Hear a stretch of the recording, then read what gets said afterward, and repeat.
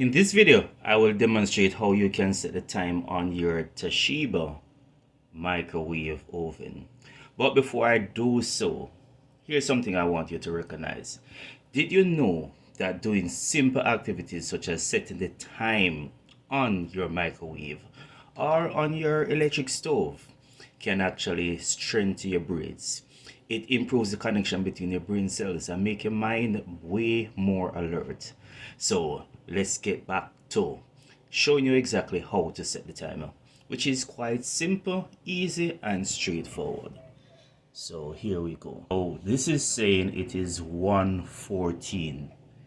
The actual time is 8:25 a.m.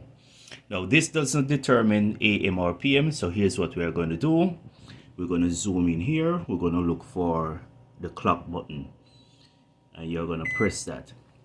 Remember, the time is 8:25, so we're simply going to come down. We press 0 first, then we press the 8,